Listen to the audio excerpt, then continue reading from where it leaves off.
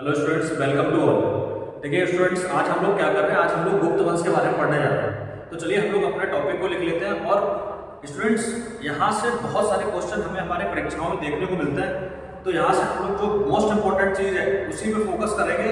अगर गुप्त वंश हम लोग पढ़ेंगे तो हमें लगभग 7 से 8 दिन लग जाएंगे। लेकिन स्टूडेंट्स, यहाँ से जो मेन इंपॉर्टेंट चीज़ जो हमारे पेपर्स में पूछी जाती है उसको हम लोग फोकस करेंगे। तो चलिए सबसे पहले हम लोग अपना टॉपिक लिख लेते हैं, उसके बाद हम लोग इसके बारे में डिटेल से पढ़ते हैं। तो सबसे पहले हम लोग अपने टॉपिक का नाम डालते हैं गुप्त वंश।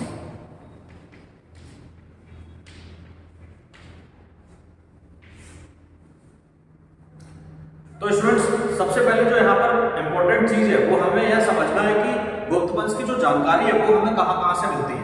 तो यहाँ से हम लोग अपना एक हेडिंग और डालते हैं, प्रमुख स्रोत। तो यहाँ से हम लोग लिख लेते हैं प्रमुख स्रोत। तो गुप्त वंश के जो प्रमुख स्रोत है, सबसे पहले मैं आपको बता दूं कि गुप्त जो थे वो कुषाणों के सामंत थे। यहाँ से हम एक लाइन लिख सकते हैं कि गुप्त वंश के जो शासक थे वो कुषाणों के सामंत थे। तो यहां से हम लोग लिख सकते हैं गुप्त वंश के शासक कुषाणों के सामंत थे। कुषाणों के सामंत थे। तो स्टूडेंट्स, इससे पहले वाले लेक्चर्स में हम लोग पढ़ चुके थे कि कुषाण कौन थे, कुषाण किस तरीके से विदेश से आए थे और हमारे भारत पर उन्होंने अपना अधिकार किया था। हमारे वंश के बाद से हम लोग देखते हैं कि सामंत की प्रथा हमें देखने को मिलती है। इसी को हम सामंतवादी प्रथा के नाम से भी जानते हैं। अब स्टूडेंट्स, हम लोग देखते हैं कि जो गुप्त वंश था उसकी जानकारी हमें कहाँ कहाँ मिलती है। तो सबसे पहले हम लोग देख लेते हैं कि पुराणों में हमें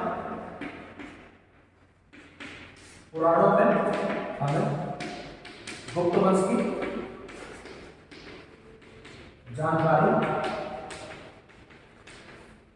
मिलती है। तो स्टूडेंट्स, कौन कौन से पुराण थे वो मैं यहाँ पर लिख देता हूं। सबसे इंपॉर्टेंट यहां से हम देख लेंगे विष्णु पुराण,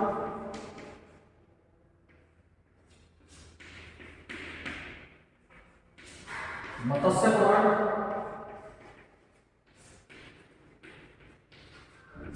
यहाँ पर स्टूडेंट्स एक वायु पुराण का नाम हम लोग और देख लेते हैं। जो वायु पुराण है इसमें भी हमें गुप्त वंश की जानकारी मिलती है। तो स्टूडेंट्स, ये कुछ इंपॉर्टेंट फैक्ट्स थे। अब मैं जल्दी से इसको मिटा देता हूं, फिर हम लोग आगे चलते हैं।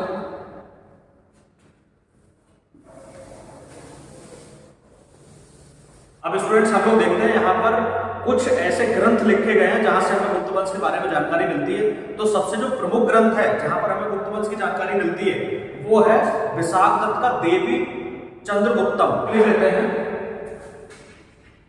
विशाखदत्त।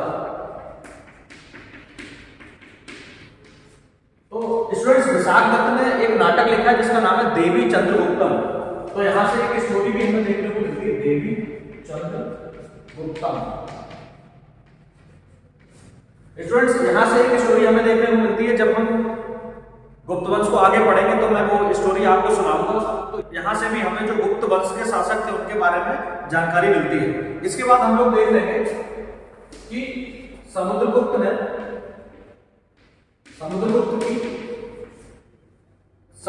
का एक अभिलेख है जिसको हम लोग प्रयाग प्रशस्ति के नाम से जानते हैं। तो यहां से हम लोग देख सकते हैं समुद्रगुप्त की प्रयाग प्रशस्ति से गुप्त वंश की जानकारी मिलती है। गुप्त वंश की जानकारी मिलती है।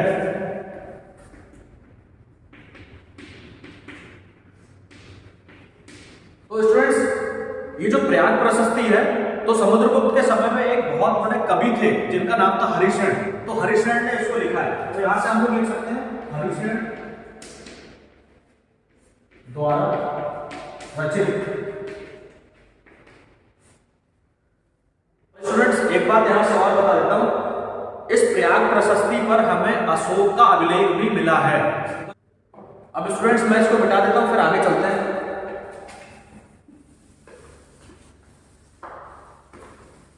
स्टूडेंट्स, यहां से हम लोग एक बात को और समझने की कोशिश करते हैं। कुछ चीनी यात्री हमारे भारत में आए थे और उन चीनी यात्रियों ने जो यहाँ पर आके अपने कुछ ग्रंथ लिखे हैं उनसे हमें गुप्त वंश के बारे में जानकारी मिलती है। तो सबसे पहले हम लोग देख लेते हैं वो कौन कौन से चीनी यात्री थे। तो यहां से हम लोग लिख सकते हैं फाहियान।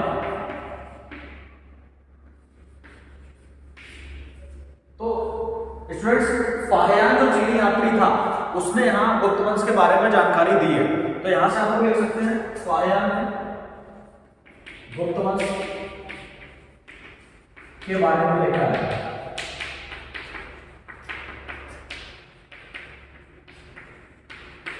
इसने अपने ग्रंथों में क्या क्या लिखा है स्टूडेंट्स, इसको हम लोग आगे जब डिटेल से पढ़ेंगे तब उसमें पढ़ेंगे। स्टूडेंट्स गुप्त वंश में मैं 2 वीडियोस बनाऊंगा, ये हम लोग पार्ट फर्स्ट पढ़ रहे हैं। ये जो फाहियान है, फाहियान जो है वो चंद्रगुप्त द्वितीय के शासनकाल में आया था, तो यहां से हम लोग लिख सकते हैं चंद्रगुप्त सेकंड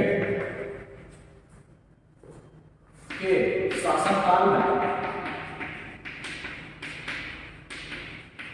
भारत आया था।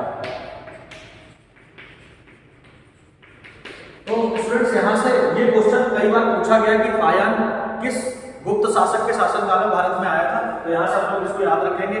अब हम यहां पर एक नाम और ऐड करेंगे ह्वेनसांग, तो यहां से हम लोग लिख सकते हैं ह्वेनसांग। तो स्टूडेंट्स ये जो ह्वेनसांग थे ये 7वीं शताब्दी में भारत में आए थे, तो यहां से हम लोग लिख लेंगे 7वीं शताब्दी में ये भारत में आए थे और इस समय जो शासक था उसका नाम था हर्षवर्धन, तो यहां से हम लोग लिख सकते हैं 7वीं शताब्दी में भारत आए थे। तो इन्होंने यहाँ पर स्टूडेंट्स कई सारे शासक थे उनके बारे में जानकारी दी है, तो यहाँ पर हम लिख सकते हैं कुमारगुप्त, बुद्धगुप्त,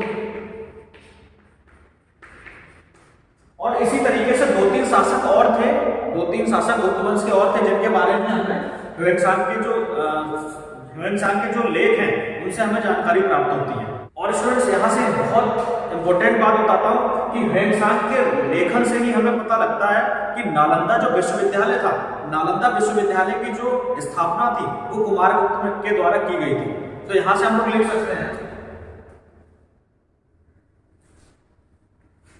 यहां से लिख सकते हैं इसके विवरण से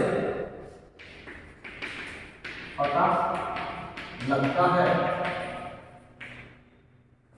कि नालंदा विश्वविद्यालय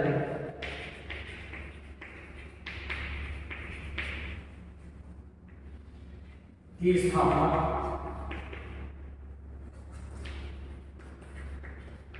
अब मैं दोस्तों ऊपर से मिटा देता हूं, अब मैं स्टूडेंट्स ऊपर से थोड़ा मिटा देता हूं।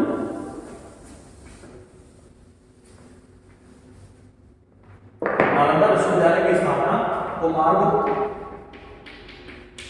के द्वारा की गई थी।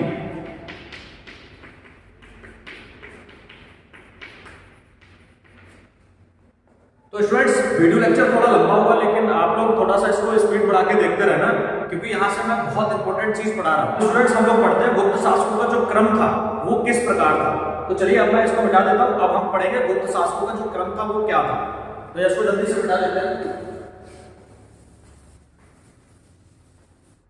तो स्टूडेंट्स अब हम लोग पढ़ लेते हैं गुप्त शासकों के क्रम के बारे में। सबसे पहले अगर हम लोग देखेंगे तो यहाँ का शासक हमें श्रीगुप्त देखने को मिलता है। स्टूडेंट्स यहाँ से बताना चाहता हूँ, कुछ लोग श्रीगुप्त को ही गुप्त वंश का संस्थापक मानते हैं, किताबों में तो हमें यही मिलता है, लेकिन यहाँ का जो वास्तविक संस्थापक था वो चंद्रगुप्त प्रथम था। तो इसके बाद हम लोग पढ़ लेते हैं घटोत्कच, तो ये दूसरा शासक हमें देखने को मिलता है। इसके बाद हमने देखा चंद्रगुप्त प्रथम, चंद्रगुप्त फर्स्ट। तो स्टूडेंट्स चंद्रगुप्त फर्स्ट जो था वही गुप्त वंश का वास्तविक संस्थापक था, तो यहां से हम लोग इसको याद रखेंगे, सबसे इंपॉर्टेंट शासक था ये। उसके बाद हम लोग देखते हैं समुद्रगुप्त, समुद्रगुप्त के बाद हम लोग नया जो शासक पढ़ेंगे वो है रामगुप्त। और स्टूडेंट्स मैं बता दूं कि रामगुप्त ज्यादा इंपॉर्टेंट शासक नहीं है, इससे क्वेश्चन हमारे पेपर्स में कम आते हैं, लेकिन इसके बाद जो शासक है वो हमारे लिए मोस्ट इंपोर्टेंट रहेगा, जिसका नाम है चंद्रगुप्त द्वितीय। तो यहां से हम लोग लिख सकते हैं चंद्रगुप्त सेकेंड, तो इसको हम लोग विक्रमादित्य के नाम से भी जानते हैं।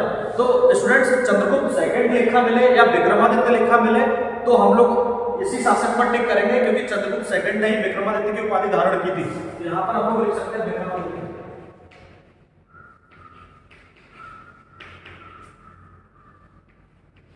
दोस्तों चंद्रगुप्त द्वितीय के बाद जो हमारा इंपॉर्टेंट शासक मिलता है वो है कुमारगुप्त। इसको हम लोग महेंद्रगुप्त भी कहते हैं, तो महेंद्रगुप्त। उसके बाद स्टूडेंट्स हम लोग एक और इंपॉर्टेंट शासक को देखते हैं जो यहाँ का सबसे ज्यादा इंपॉर्टेंट शासक था, क्योंकि इसके बारे में ये कहा जाता था कि पहले हमारे देश में जो हूणों के आक्रमण हुए थे, तो हूणों के आक्रमण को पूरी तरीके से हूणों को पूरी तरीके से सर्वनाश करने का जो श्रेय जाता है वो जाता है स्कंदगुप्त को। तो कुमारगुप्त के बाद जो हमें इंपॉर्टेंट शासक मिलता है वो है स्कंदगुप्त। तो स्टूडेंट्स ये कुछ इंपॉर्टेंट शासक थे जिनके बारे में हमें पढ़ना है। यहाँ पर गुप्त वंश में हमें बहुत सारे शासक देखने को मिलते हैं, लेकिन हमें सभी शासकों के बारे में नहीं पढ़ना। ये कुछ इंपॉर्टेंट शासक थे, इनके बारे में हमें पढ़ना है। चलिए एक एक करके हम लोग इनके बारे में डिटेल से पढ़ते हैं। तो स्टूडेंट्स अब मैं इसको मिटा देता हूँ, अब हम लोग पढ़ते हैं इनके बारे में जो इंपॉर्टेंट फैक्ट्स हैं जो हमारे पेपर से पूछे जाते हैं वो कौन कौन से हैं। चलिए एक एक करके इनको देख लेते हैं। तो मैं डाल देता हूँ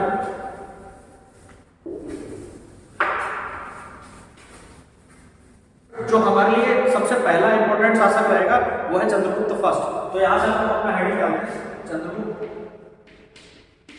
फर्स्ट।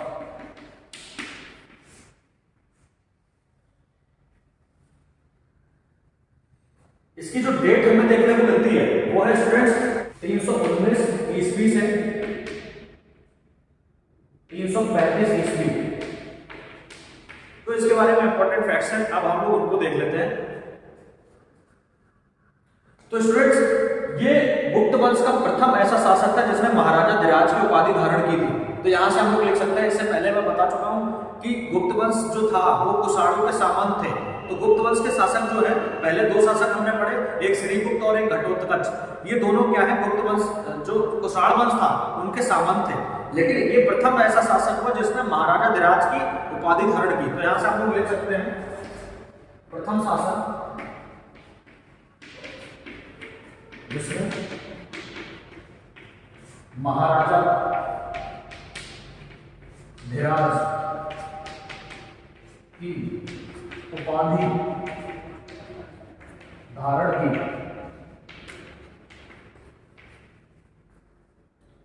उसके बाद स्टूडेंट्स हम लोग देख लेते हैं, इसने वैशाली में एक लिच्छवी कुल था। तो वैशाली में लिच्छवी कुल की एक रानी थी जिसका नाम था कुमार देवी। तो कुमार देवी से विवाह करके पूरे वैशाली को अपने राज्य में मिला लिया था, या आप लोग कह सकते हो कि एक दहेज के रूप में इनको मिला था। तो यहां से आप लोग देख सकते हैं वैशाली के लिच्छवी कुल की रानी कुमार देवी से विवाह किया।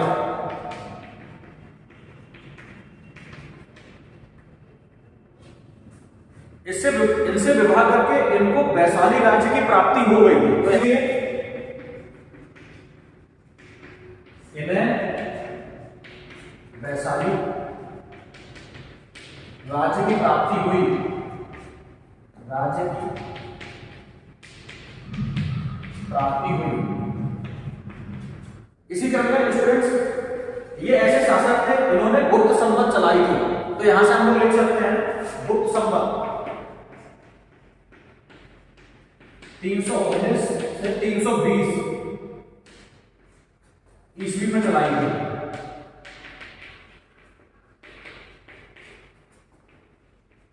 तो स्टूडेंट्स ये आपके लिए मोस्ट इंपोर्टेंट रहेगा, क्योंकि कई बार पेपर में पूछा जा चुका है कि गुप्त संवत किसके द्वारा चलाई गई और उसकी कभी कभी डेट भी पूछ ली जाती है। तो यहां से आप लोग याद रखो कि गुप्त संवत को चलाने वाला चंद्रगुप्त फर्स्ट था। इसके बाद हम लोग चलते हैं आगे। एक बात मैं यहां पर और बता देता हूं, क्योंकि यहाँ इन्होंने लिच्छवी कुल की जो रानी थी जिसका नाम था कुमार देवी, तो कुमार देवी से जब विवाह किया तो इनके कुछ सिक्के भी हमें प्राप्त हुए हैं जिनके ऊपर कुमार देवी का नाम लिखा है। तो इससे हम कह सकते हैं कि ये जो चंद्रगुप्त फर्स्ट थे, ये एक प्रभावशाली राजा था। चंद्रगुप्त फर्स्ट ने क्या किया, अंतिम समय में संन्यास ले लिया था और अपना जो उत्तराधिकारी है वो अपने बेटे समुद्रगुप्त को बना दिया था। तो स्टूडेंट्स अब हम चलते हैं दूसरे शासक की तरफ जिसका नाम है समुद्रगुप्त। तो चलिए फिर इसको मिटा देते हैं, फिर चल देखते हैं समुद्रगुप्त। अब यहां से लिख लेते हैं समुद्रगुप्त।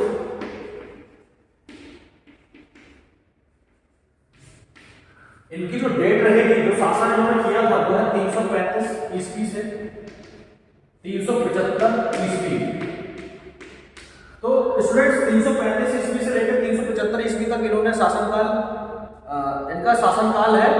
तो स्टूडेंट्स यहां से मैं बताना चाहता हूं कि समुद्रगुप्त गुप्त वंश का सबसे प्रभावशाली राजा था। तो क्यों प्रभावशाली था इसके बारे में भी हम लोग डिस्कस करेंगे। तो यहां से हम लोग लिख सकते हैं, इसकी जो जानकारी है वो हमें प्रयाग प्रशस्ति से मिलती है। तो यहां से हम लोग लिख सकते हैं प्रयाग प्रशस्ति से इसकी जानकारी मिलती है।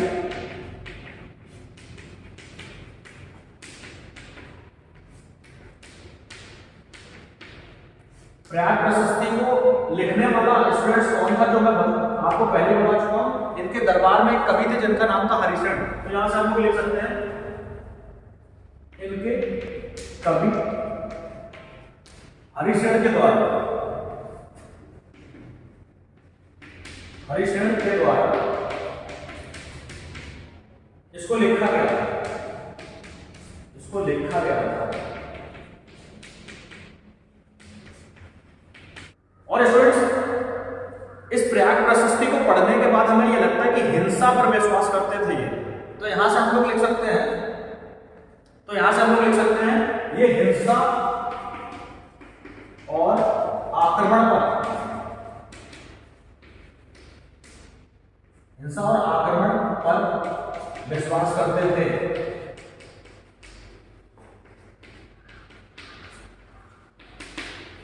यहां से स्टूडेंट्स एक बात और बता देता हूं, दक्षिण भारत को पूरी तरीके से विजय करने वाला जो शासक था वो समुद्रगुप्त ही था। तो दक्षिण भारत पर इन्होंने 12 शासकों के ऊपर आक्रमण किए थे। तो यहां से हम लोग लिख सकते हैं दक्षिण भारत के 12 शासकों पर आक्रमण किया था।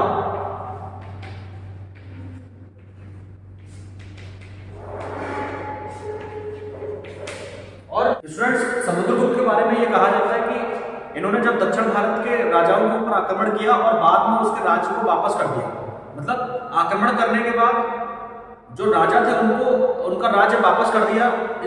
इस बारे में हमें एक नीति का भी वर्णन मिलता है जिसको हम लोग कहते हैं। तो इस नीति को स्टूडेंट्स इतिहासकारों ने एक नया नाम दिया है, ग्रहण मोक्ष अनुग्रह नीति।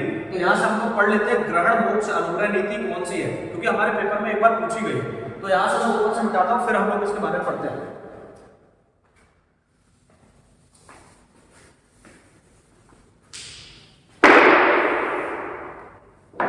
देखिए यहां से हम लोग देख लेते हैं ग्रहण मोक्ष अनुग्रह नीति। तो स्टूडेंट्स इसका हम लोग अर्थ समझ लेते हैं। तो मैं यहां से इसको बता देता हूं। ग्रहण का जो अर्थ होता है वो होता है शत्रु पर अधिकार करना, और स्टूडेंट्स मोक्ष का जो अर्थ होता है वो होता है शत्रु को मुक्त करना, मुक्त कर देना। और स्टूडेंट्स अनुग्रह का जो अर्थ होता है वो है राज्य को वापस लौटाना, राज्य को लौटाना। तो स्टूडेंट्स हमने दक्षिण भारत में देखा कि समुद्रगुप्त के द्वारा पहले राजाओं के ऊपर आक्रमण किया गया और फिर उनके राज्यों को तुरंत वापस कर दिया गया। तो स्टूडेंट्स समुद्रगुप्त का जो शासनकाल है उसको हम लोग एक बार देख लेते हैं। तो यहाँ से मैं भारत का मैप बना के आपको बता रहा हूँ कि समुद्रगुप्त का जो शासन है, समुद्रगुप्त के जो राज्यों की सीमाएं थी वो कहाँ कहाँ थी। तो स्टूडेंट जल्दी से हम लोग एक मैप बना लेते हैं।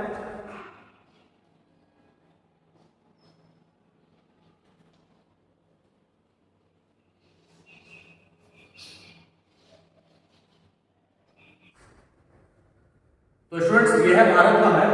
अब हम लोग समझने की कोशिश करते हैं कि जो गुप्त वंश है उसके राज्यों की सीमाएं कहां तक फैली हुई थी। सबसे पहले हम लोग देख लेते हैं, ये जो हमारा जम्मू कश्मीर वाला क्षेत्र है इसको मिला के यहाँ से पी से इंडिकेट कर रहा हूँ स्टूडेंट्स। पी से पाटलिपुत्र होता है, तो पाटलिपुत्र इनकी राजधानी थी, तो यहाँ से हम लोग पी उसको लिख लेंगे।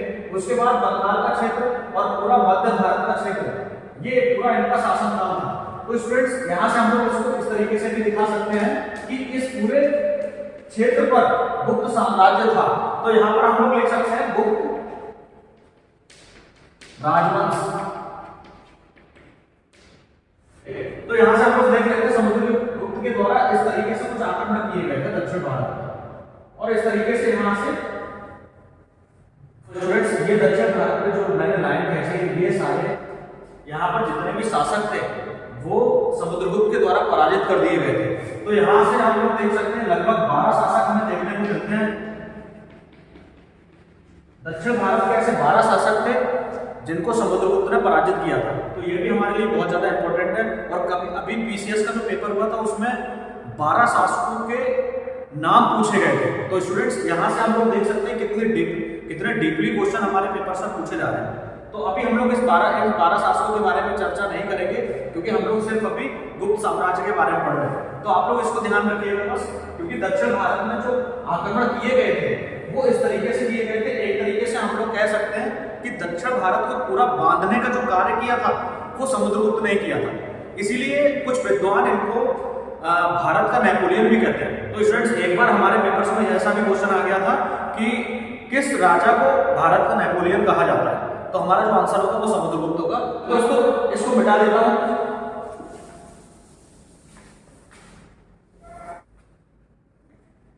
यहां से हम लोग अपने टॉपिक को तो लिखेंगे, यहां से लिख लेते हैं समुद्रगुप्त 335 से 375 ईस्वी तक। अब स्टूडेंट्स यहां से इंपॉर्टेंट फैक्ट्स हम लोग लिखना स्टार्ट करते हैं। समुद्रगुप्त को भारत का नेपोलियन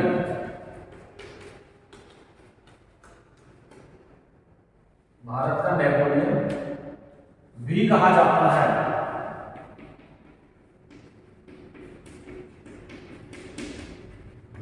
स्टूडेंट्स समुद्रगुप्त के सिक्के भी हमें बहुत सारे मिले हैं यहाँ पर देखने के लिए।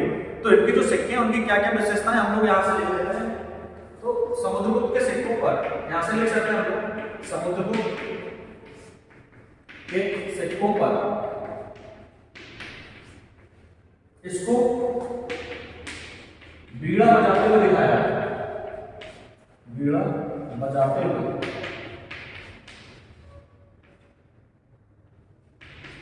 दिखाया है।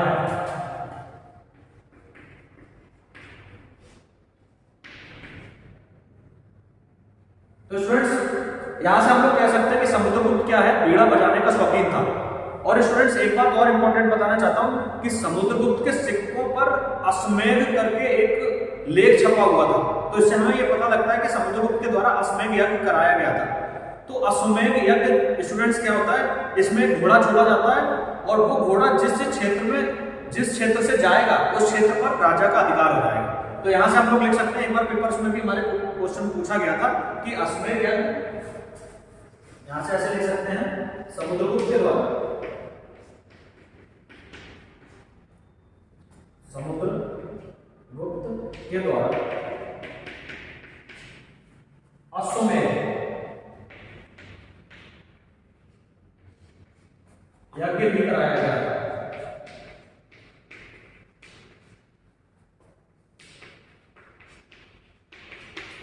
स्टूडेंट्स ये कुछ इंपॉर्टेंट फैक्ट्स थे जो हमें यहाँ से पढ़ने थे। इसके बाद हमें एक दो फैक्ट और पढ़ना है, वो कौन सा मैं यहाँ पर बता देता हूँ उसको, उसके बाद हम लोग देख लेते हैं। स्टूडेंट्स यहाँ से एक और इंपॉर्टेंट चीज बताता हूँ। श्रीलंका का एक राजा था जिसका नाम था मेघवर्मन। तो मेघवर्मन ने कुछ उपहार समुद्रगुप्त को भेजे थे और समुद्रगुप्त से ये कहा था कि आप गया में एक बहुत बड़ा बौद्ध मंदिर बनवाओ। तो स्टूडेंट्स यहाँ से आप लोग देख सकते हैं, ये जो गुप्त साम्राज्य के जो शासक हैं वो वैदिक परंपरा को मानते हैं, लेकिन श्रीलंका का जो शासक था मेघवर्मन, उसने बौद्ध मंदिर बनवाने का जो एक उपहार भेजे थे वो समुद्रगुप्त को भेजे थे। तो यहां से हम लोग लिख सकते हैं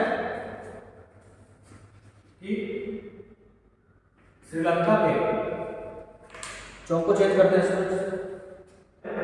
श्रीलंका के राजा मेघवर्मन ने कुछ उपहार भेजकर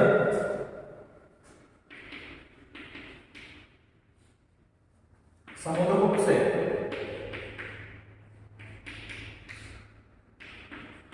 गया बौद्ध मंदिर बनवाने को कहा था। तो स्टूडेंट्स ये एक बार क्वेश्चन हमारे पेपर्स में आ चुका है, इसलिए मैंने इसको यहां पर लिखा। अब हम लोग आगे चलते हैं स्टूडेंट्स। यहां से एक इंपॉर्टेंट पॉइंट हमें और समझना पड़ेगा स्टूडेंट्स। समुद्रगुप्त को कविराज की उपाधि भी दी गई थी। तो यहां से हम लोग लिख सकते हैं, ये पेपर में आ चुका है स्टूडेंट्स, इसलिए मैं बता रहा हूं। समुद्रगुप्त को कविराज की उपाधि प्राप्त थी। ये स्टूडेंट्स आपके लिए इंपॉर्टेंट रहेगा, क्योंकि एक बार पेपर में आ चुका है। इस तरीके की जो उपाधियां होती है वो हमारे पेपर्स में पूछी जाती है। तो चलिए अब हम लोग आगे चलते हैं। मैं स्टूडेंट्स इसको बिठा देता हूं, फिर हम लोग एक नेक्स्ट शासक को पढ़ रहे हैं जिसका नाम है रामगुप्त। चलिए इसको बिठा देते हैं।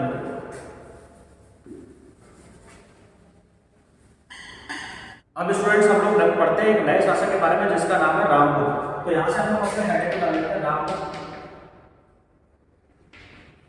तो यहां से मैं स्टूडेंट्स आपको बता दूं, रामगुप्त हमारे लिए ज्यादा इंपॉर्टेंट नहीं है। इनकी जो हत्या है वो चंद्रगुप्त द्वितीय के द्वारा कर दी गई थी। स्टूडेंट्स इनके बारे में हमें ज्यादा कुछ जानकारी नहीं मिलती, लेकिन एक नाटक है जिससे हमें इनकी थोड़ी बहुत जानकारी प्राप्त होती है, जिसका नाम है विशाख दत्त ने लिखा था देवी चंद्रगुप्तम। तो देवी चंद्रगुप्तम में ये लिखा गया था कि चंद्रगुप्त द्वितीय के द्वारा रामगुप्त की हत्या कर दी गई थी। उसके पीछे रीजन उस किताब में ये बताया गया कि इनकी जो वाइफ थी, इनकी जो पत्नी थी, उसको शक राजा ने छीन लिया था। तो ये अपनी पत्नी की रक्षा नहीं कर पाए थे। तो इसी कारण क्या हुआ, चंद्रगुप्त द्वितीय ने जो इनकी वाइफ थी, जो इनकी रानी थी, उनका वेश बनाकर शक राजा की हत्या कर दी। तो इतनी कहानी हमें विशाख दत्त के देवी चंद्रगुप्तम से मिलती है। इनकी जो वाइफ थी उनका नाम ध्रुव देवी था। बाद में ये भी कहानी मिलती है कि इनकी जो वाइफ थी ध्रुव देवी, उनका विवाह चंद्रगुप्त द्वितीय से हो गया था। तो अब हम लोग आगे चलते हैं। तो रामगुप्त के बारे में हमें कुछ ज्यादा पेपर्स में नहीं पूछा जाता, इसलिए हम इसके बारे में ज्यादा नहीं पढ़ेंगे। अब हम लोग पढ़ते हैं चंद्रगुप्त द्वितीय के बारे में। तो यहाँ से ये सबसे ज्यादा इंपॉर्टेंट टॉपिक रहेगा हमारे लिए, चंद्रगुप्त द्वितीय।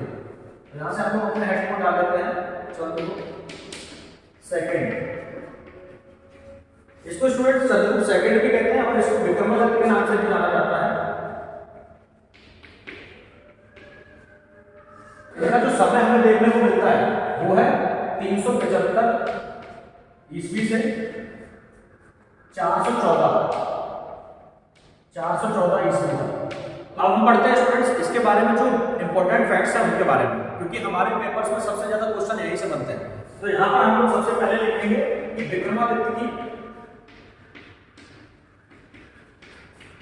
उपाधि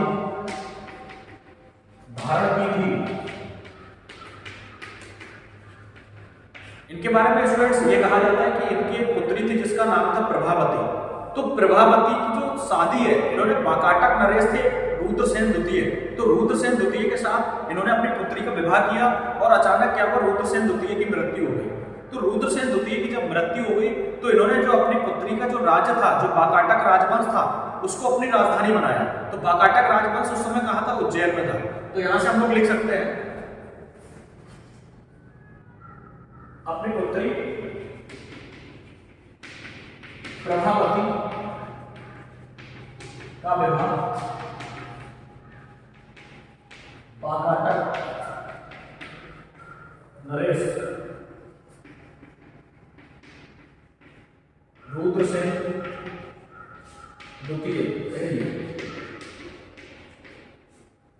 और रुद्रसेन की मृत्यु के बाद, यहां से लिख सकते हैं रुद्रसेन की मृत्यु के बाद के बाद इन्होंने उज्जैन को, तो स्टूडेंट्स काटक राजवंश उस समय उज्जैन में था, तो इन्होंने उज्जैन को अपनी दूसरी राजधानी बना लिया था। तो यहां से हम लोग लिख सकते हैं उज्जैन को दूसरी राजधानी बनाया।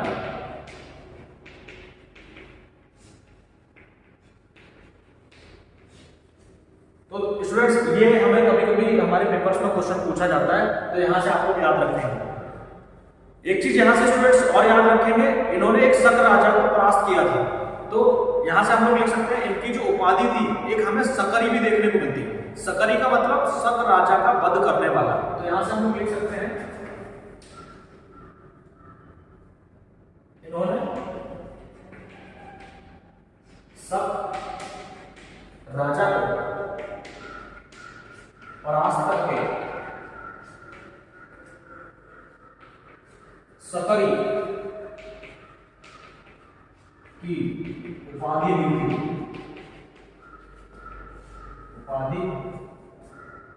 थी। यहां पर स्टूडेंट्स एक बात हमें और देखने को मिलती है कि उस समय जो शक राजा थे वो चांदी के सिक्के बनाते थे, या शक राजाओं के पास चांदी के सिक्के चलते थे। तो सबसे पहले चंद्रगुप्त द्वितीय ने भी गुप्त वंश में चांदी के सिक्के बनाए, यानी चांदी के सिक्के चलाने का जो श्रेय है वो चंद्रगुप्त द्वितीय को ही जाता है। अब स्टूडेंट्स मैं इसको मिटा देता हूं, जल्दी से हम इसको मिटाते हैं, फिर दूसरे शासक के बारे में पढ़ते हैं। यहां पर स्टूडेंट्स कुछ इंपॉर्टेंट फैक्ट्स हमें और देखने हैं, जो सबसे ज्यादा मोस्ट इंपॉर्टेंट है वो फैक्ट मैं यहां पर लिख देता हूं। इनके शासनकाल में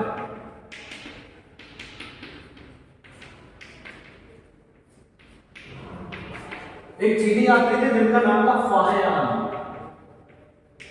फाहियान। ये चीनी यात्री थे, ये भारत आए थे।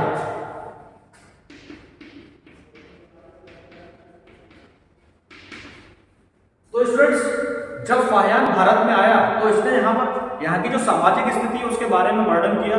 तो उसने यहाँ बताया यहाँ पर जो लेन देन है, जो यहाँ पर विनिमय होता है वो कौड़ियों के माध्यम से होता है। तो स्टूडेंट्स यहाँ से हम लोग समझने की कोशिश करते हैं कि गुप्त वंश में हमें कोई मानक सिक्का देखने को नहीं मिलता, लेकिन यहाँ पर जो लेन देन होता था वो कौड़ियों के माध्यम से होता है।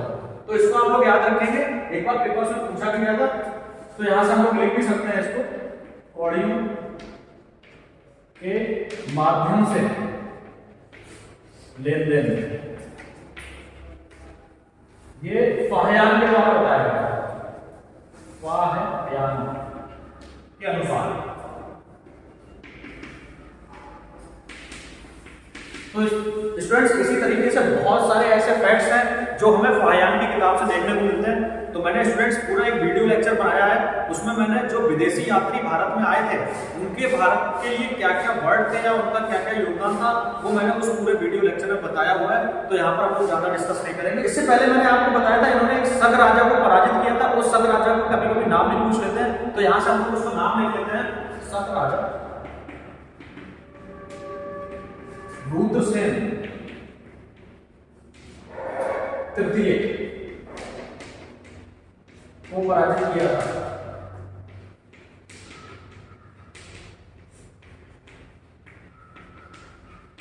जो शक मुद्रा थी, तो शक मुद्राओं के अनुकरण पर ही चंद्रगुप्त द्वितीय के द्वारा अपने शासनकाल में चांदी के सिक्के ढलवाए गए थे। तो यहां से हम लोग लिख सकते हैं शक मुद्राओं के अनुकरण पर ही चांदी के सिक्के गुप्त वंश में चलवाए गए।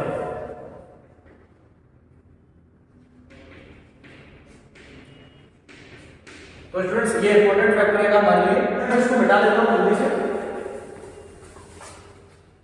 इसको मिटा देते हैं फिर आगे चलते हैं। तो स्टूडेंट्स यहां से हमें कुछ इंपॉर्टेंट नाम भी देखने को मिलते हैं। सबसे पहले आप लोग याद रखोगे कि चंद्रगुप्त द्वितीय के शासनकाल में नवरत्न रहते थे। तो यहां से हम लोग लिख सकते हैं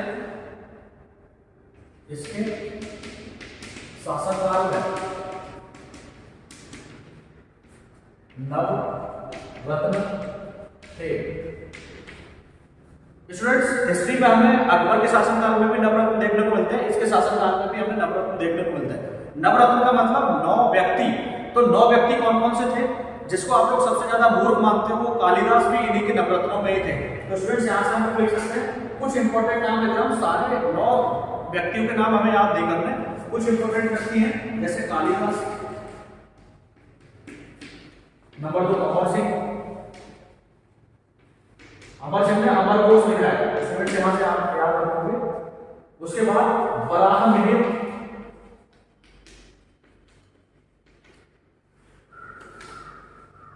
नंबर 4 जो नाम मिलता है वो है क्षणपा। तो स्टूडेंट्स ये 4 नाम हमें याद रखने हैं क्योंकि हमारे पेपर्स में यहाँ से क्वेश्चन बनता है। अब स्टूडेंट्स हम लोग चलते हैं आगे, यहाँ से हमें कुछ और इंपॉर्टेंट नाम देखने को मिलते हैं। जैसे इनका एक सचिव था, तो सचिव का नाम क्या था? यहाँ से लिख सकते हैं इनके सचिव जिनका नाम था वीर सिंह, तो यहाँ से हम लोग लिख सकते हैं वीर सिंह। और स्टूडेंट्स एक और नाम हमें यहाँ देखने को मिलता है आर्मकादेव, यहां से मैं लिख देता हूं, थोड़ा कॉम्प्लिकेटेड नाम है आर्मकादेव। तो स्टूडेंट्स ये इनका प्रधान सेनापति था, तो सेना का जो प्रमुख था वो ये था, तो यहां से हम लोग लिख सकते हैं प्रधान सेनापति। तो स्टूडेंट्स इसके बारे में भी एक क्वेश्चन आ चुका है हमारे पेपर्स में। तो आर्मकादेव को 100 युद्धों का विजेता माना जाता था, तो यहां से हम लोग लिख सकते हैं 100 युद्धों का विजेता।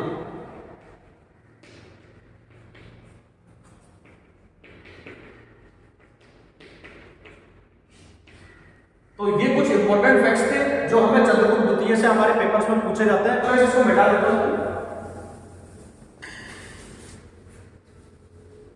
अब स्टूडेंट्स हम लोग एक नेक्स्ट शासक के बारे में पढ़ रहे हैं जिसका नाम है कुमारगुप्त। तो यहां से हम लिख लेते हैं कुमारगुप्त, और इसको महेंद्रगुप्त भी कहते हैं। तो स्टूडेंट्स इसका जो शासनकाल है वो हमें देखने को मिलता है 415 ईस्वी से 454 ईस्वी। तो स्टूडेंट्स सबसे पहले कुमारगुप्त के बारे में ये कहा जाता है कि नालंदा विश्वविद्यालय का संस्थापक था ये। तो यहां से हम लोग लिख सकते हैं नालंदा विश्वविद्यालय का संस्थापक।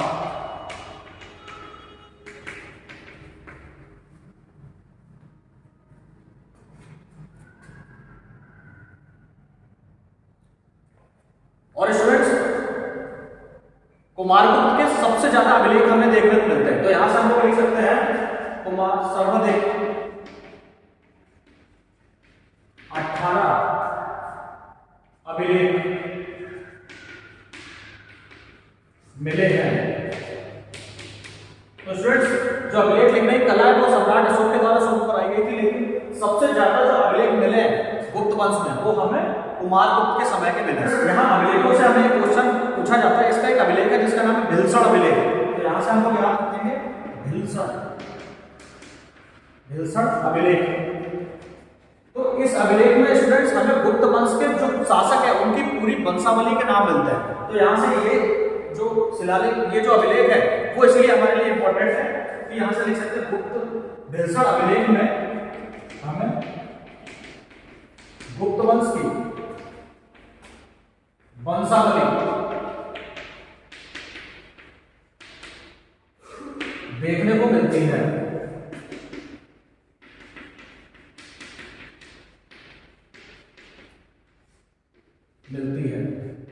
क्योंकि इसके द्वारा अश्वमेध यज्ञ कराया गया था, तो लिख सकते हैं हम लोग अश्वमेध यज्ञ कराया गया था। तो स्टूडेंट्स अश्वमेध यज्ञ उस राजा के द्वारा कराया जाता है जो बहुत ज्यादा शक्तिशाली हो, क्योंकि उसमें घोड़ा छोड़ा जाता है और घोड़ा जिस क्षेत्र में रोका जाएगा उस व्यक्ति से, जो उस घोड़े को रोकेगा उस व्यक्ति से राजा का युद्ध होगा। तो चलिए हम लोग आगे चलते हैं स्टूडेंट्स। एक चीज स्टूडेंट्स यहां से और समझने की कोशिश करते हैं कि ह्वेनसांग ने इसका नाम शक्रादित्य बताया था। तो यहां से हम लोग लिख सकते हैं इसका नाम शक्रादित्य।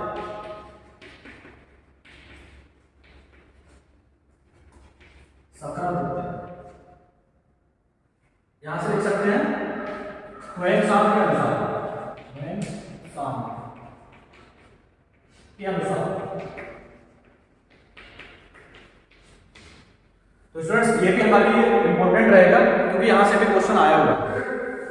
एक बार हमारे पेपर्स में ये क्वेश्चन भी पूछा गया है कि मयूर का अंकन किसके सिक्कों पे मिला है, तो हम लोग यहाँ पर याद रखेंगे जो मयूर का अंकन मिला है वो हमें कुमारगुप्त के सिक्कों से मिला है। तो स्टूडेंट्स कुमारगुप्त के शासनकाल के ये कुछ इंपॉर्टेंट पॉइंट्स हैं जो हमें यहाँ से याद रखना है। अब हम लोग चलते हैं आगे, अब हम लोग पढ़ेंगे स्कंदगुप्त के बारे में। तो स्टूडेंट्स स्कंदगुप्त से 2-3 क्वेश्चन हमारे पेपर्स के लिए इंपॉर्टेंट है, वो कौन कौन से जल्दी से हम लोग देख लेते हैं, इसको जल्दी से मिटाते हैं। अब मैं इसको मिटा लेता हूँ। स्टूडेंट्स हम लोग नया आईडी डालते हैं स्कंदगुप्त।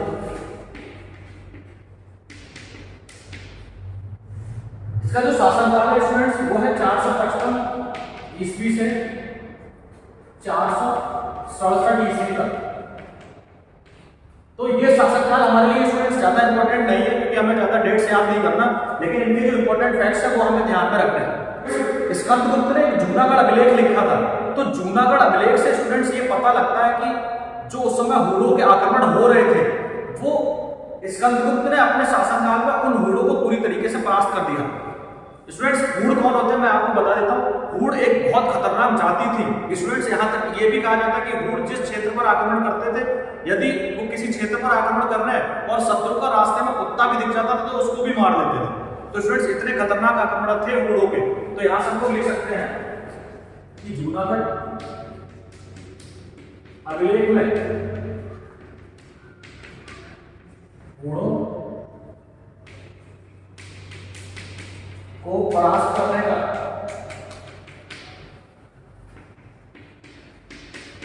उल्लेख मिलता है।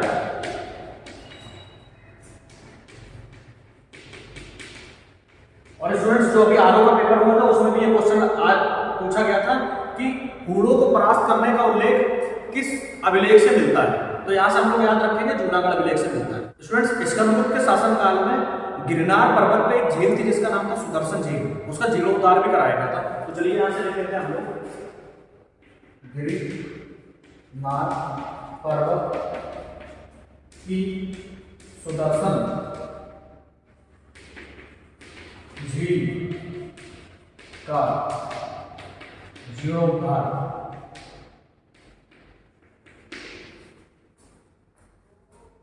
इसी के शासनकाल में हुआ था, इसी के शासनकाल में हुआ था। तो स्टूडेंट्स यहां से हम लोग समझने की कोशिश करते हैं। सुदर्शन झील हमें कई शासनकाल में देखने को मिलती है। तो यहाँ का जो गवर्नर था, उसका नाम था पर्णगुप्त। तो यहां पर लिख सकते हैं यहाँ के गवर्नर पर्णगुप्त के पुत्र चक्रपालित के द्वारा जीर्णोद्धार हुआ था। तो स्टूडेंट्स ये मैंने पूरा इसलिए लिखा क्योंकि यहां से पेपर आज ये हमारे पेपर्स में एक बार क्वेश्चन पूछा गया था। तो यहाँ का जो गवर्नर था उसका नाम था पर्णगुप्त। तो पर्णगुप्त का जो पुत्र था चक्रपालित, उसके द्वारा सुदर्शन झील का जीर्णोद्धार कराया गया था। यहाँ पर एक मंदिर का भी निर्माण किया गया था, बहुत बड़ा एक मंदिर है। तो स्टूडेंट्स उसका जो निर्माण है वो भी चक्रपालित के द्वारा किया गया है। वो एक और नाम से जाना जाता है जिसका जो हमें देखने को मिलता है सक्रोपम। तो यहाँ से हम लोग लिख सकते हैं कहोम अभिलेख। तो कहोम अभिलेख में इनका एक नाम हमें देखने को मिलता है जो है सक्रोपम। तो स्टूडेंट्स ये हमारे लिए इंपॉर्टेंट रहेगा क्योंकि एक बार हमारे पेपर्स में पूछा गया था। तो स्टूडेंट्स ये कुछ मेन इंपॉर्टेंट फैक्ट्स थे जो हमने यहाँ पर पढ़े, और ये वीडियो थोड़ा सा लंबा जरूर है लेकिन आपके लिए बहुत ज्यादा मोस्ट इंपॉर्टेंट है। तो स्टूडेंट्स मैं समझता हूँ 1 से 2 बार आप इस वीडियो लेक्चर को देखिए और यहाँ से 100% आपको किसी न किसी पेपर्स में क्वेश्चन मिलेंगे। तो चलिए आज के लिए हम लोग इतना रखते हैं, बाकी हम लोग नेक्स्ट टाइम इसका पार्ट 2 लाएंगे। उस पार्ट सेकंड में हम लोग पढ़ेंगे गुप्तकालीन प्रशासन के बारे में, और यहाँ की जो कला संस्कृति थी, जो यहाँ का समाज था, यहाँ की जो आर्थिक व्यवस्था थी वो कैसी थी, उसके बारे में भी हम सेकंड पार्ट में पढ़ेंगे। तो आज के लिए हम लोग इतना रखते हैं। ओके, नेक्स्ट टाइम मिलते हैं। जय हिंद, जय भारत।